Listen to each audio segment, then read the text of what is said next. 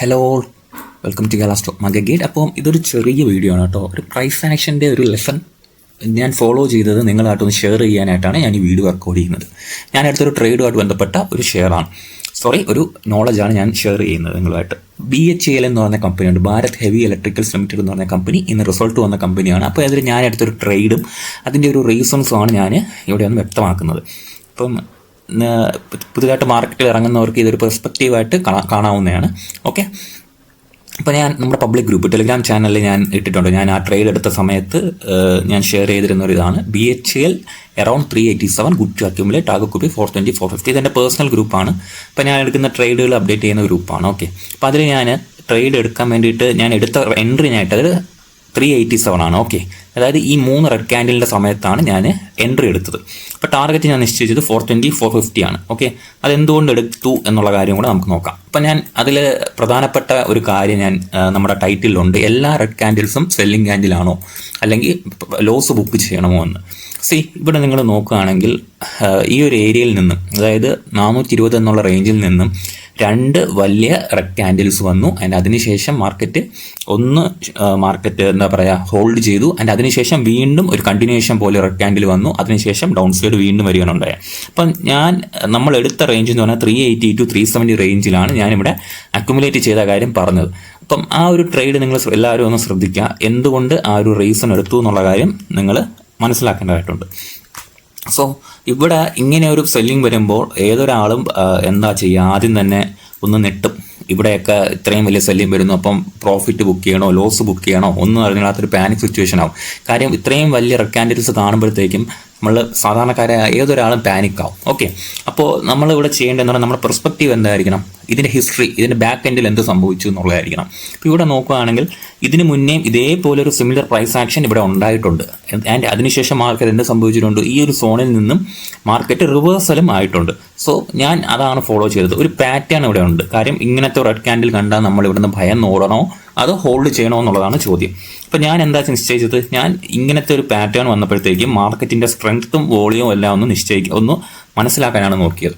ഇങ്ങനെ ഒരു നല്ല രീതിയിലുള്ള സെല്ലിംഗ് പ്രഷർ മാർക്കറ്റിലേക്ക് വരുന്നു.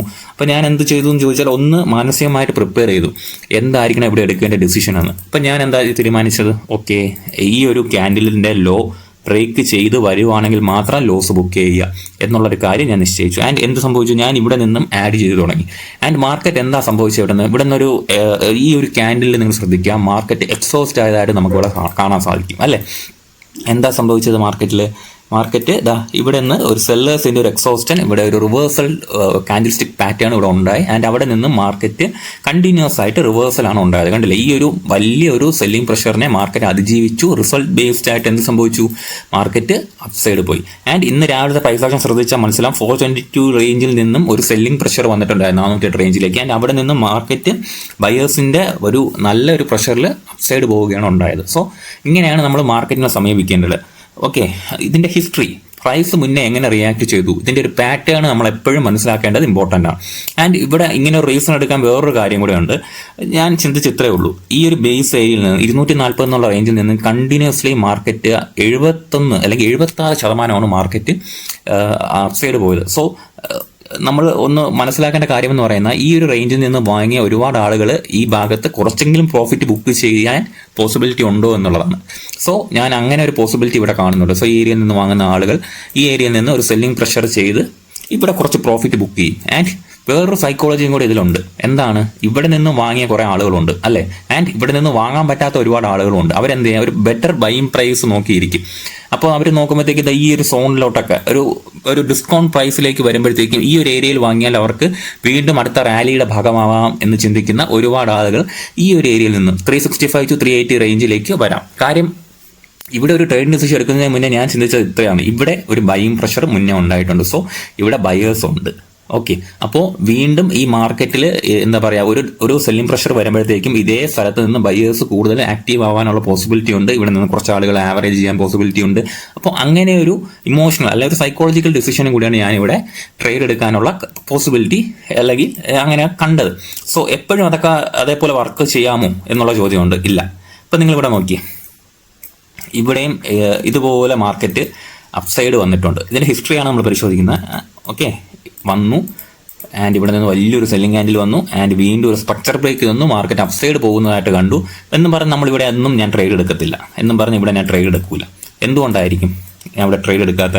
സോ ഇവിടെ നോക്കുവാണെങ്കിൽ ഇത് ബേസിക് സ്റ്റോക്ക് മാർക്കറ്റ് പാറ്റേൺ അറിയുന്ന ആളുകൾക്ക് അറിയാം ഇതൊരു എന്താണ് റിവേഴ്സൽ അല്ല. ഇവിടെ ഒരു നോർമലി വരുന്നത് ഇതൊരു സ്ട്രക്ചറലി വീക്ക് പാറ്റേൺ ആണ്. അതായത് ഇങ്ങനത്തെ ഒരു പാറ്റേൺ, അതായത് ഒരേ ഏരിയയിൽ, അതായത് ഇതേപോലത്തെ ഒരു ഏരിയയിൽ ഒരുപാട് തവണ ഇങ്ങനെ പാരലലി വന്ന് സപ്പോർട്ട് ബ്രേക്ക് ചെയ്യാനുള്ള അറ്റംപ്റ്റ് നടത്തിയാൽ അതെന്താണ് ഒരു നെഗറ്റീവ് പാറ്റേൺ ആയിട്ടാണ് ഞാൻ കാണുന്നത്. സോ ഇവിടെ ഇങ്ങനത്തെ ഒരു സോണുകളിൽ ഞാൻ വന്ന് ഒരിക്കലും ട്രേഡ് എടുക്കത്തില്ല. സോ അതൊരു എന്താ പറയുക, എൻ്റെ ഒരു ഡിസിഷനാണ്. കാര്യം ഇമോഷണൽ ഡിസിഷൻ എടുത്ത് എപ്പോഴും പ്രോഫിറ്റ് കിട്ടുക എന്നുള്ളതല്ല. ഇങ്ങനത്തെ ഒരു പാറ്റേൺ ആണ് വരുന്നതെങ്കിൽ ഞാൻ ഒഴിവാക്കും. ഓക്കെ, പലതവണയായിട്ട് മാർക്കറ്റ് ഈ ഏരിയയിൽ വന്ന് ഈ ഒരു സ്ട്രക്ചർ ബ്രേക്ക് ചെയ്യാനുള്ള അറ്റംപ്റ്റ് നടത്തി ആൻഡ് വീണ്ടും അത് മാർക്കറ്റ് വിജയിക്കുകയും ചെയ്തു. കണ്ടില്ലേ, മാർക്കറ്റ് അതിനുശേഷം ബ്രേക്ക് ആവുകയാണ് ഉണ്ടായത്. സോ എടുക്കുന്ന ഏരിയ പൊസിഷൻ എല്ലാം ഇമ്പോർട്ടൻ്റ് ആണ്. ആൻഡ് ഇവിടെ ഞാൻ ചെയ്ത വേറൊരു കാര്യമുണ്ട്. ഇവിടെയും സ്ട്രോങ് റാലി തന്നെയായിരുന്നു അല്ലേ, ഒരു സ്ട്രോങ് റാലി ചെയ്ത് തന്നെയാണ് മാർക്കറ്റ് പോയത്. പക്ഷേ എന്ന് പറഞ്ഞാൽ ഇവിടെ ഉണ്ടായിക്കൊണ്ടിരുന്ന സ്ട്രക്ചറും വളരെ ഒരു എന്താ പറയുക, ഒരു നെഗറ്റീവ് സെന്റിമെന്റ്സ് കാണിക്കുന്ന സ്ട്രക്ചറായിരുന്നു. ആൻഡ് ഇവിടെ ഉണ്ടായ ഒരു സെല്ലിംഗ് പ്രഷർ നിങ്ങൾ കാണണം. ഓക്കെ, ഇവിടെ ഉണ്ടായ ഒരു സെല്ലിംഗ് പ്രഷറിൽ ഉണ്ടായ ഒരു ക്യാൻഡിൽ നിങ്ങൾ ഇവിടെ ശ്രദ്ധിക്കണം. എന്ത് റീസണോ ആയിക്കോട്ടെ, ഫണ്ടമെന്റൽ റീസൺസിലാണോ അന്നെന്തായ സെല്ലിംഗ് പ്രഷർ നിങ്ങൾ ശ്രദ്ധിക്കുക.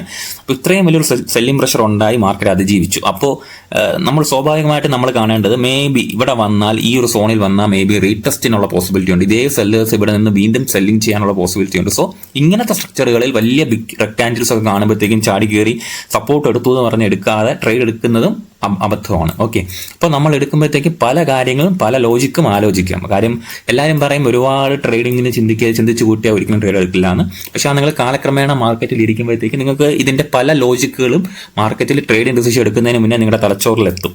ഓക്കെ, അപ്പോൾ നിങ്ങൾക്ക് അതൊരു ഒരുപാട് ഡിസിഷൻസ് എടുക്കുന്നതായിട്ട് തോന്നൂല. പാരലലി നിങ്ങൾക്ക് ഇതിന്റെ വ്യൂ പോയിന്റ്സ് വന്നുകൊണ്ടേയിരിക്കും. മനസ്സിൽ അത് സ്ട്രക്ചറും കാര്യങ്ങളെല്ലാം നിങ്ങൾക്ക് അടുക്കും ചിട്ടയോടെ ഓരോ റീസൺസ് നിങ്ങൾക്ക് എത്തും. അപ്പോൾ സ്ട്രക്ചറലി നിങ്ങളൊരു തീരുമാനം എടുക്കുമ്പോൾ നിങ്ങൾക്ക് ഒരു ബുദ്ധിമുട്ട്, നിങ്ങൾ ഒരുപാട് തീരുമാനം എടുക്കുന്നൊന്നും മാനസികമായിട്ട് നിങ്ങൾക്ക് തോന്നത്തില്ല. അത് ഓൾറെഡി നിങ്ങൾക്കൊരു പ്രൊസസ്ഡ് ആയിട്ട് ഇങ്ങനെ മാർക്കറ്റിന്റെ ഓരോ കാര്യങ്ങളും പാറ്റേൺസും എല്ലാം മനസ്സിലിങ്ങ് വരികയാണ് ഉണ്ടാവുക. ഓക്കെ, സോ BHEL ട്രേഡിന്റെ ഒരു റീസൺ നിങ്ങൾക്ക് മനസ്സിലായെന്ന് വിശ്വസിക്കുകയാണ്. അപ്പം എല്ലാ റെഡ് ക്യാൻഡിലുകളും സെല്ലിംഗ് ക്യാൻഡിലുകളല്ല, മറിച്ച് അതൊരു എന്താ പറയുക, ഒരു റീടെസ്റ്റ് ആവാം, അല്ലെങ്കിൽ ഒരു ചെറിയ പ്രോഫിറ്റ് ബുക്കിംഗ് ആവാം. എല്ലാ ക്യാൻഡിലുകളും ഒരിക്കലും എല്ലാ റെഡ് ക്യാൻഡിലും കണ്ട് ഭയക്കേണ്ട ആവശ്യം ഇല്ല. ഓക്കെ, സോ ഇന്നത്തെ ഒരു സെഷൻ അവസാനിപ്പിക്കുകയാണ്. നാളെ രാവിലെ പ്രീ മാർക്കറ്റ് സെഷനുമായിട്ട് നമുക്ക് കാണാം. Okay, thank you.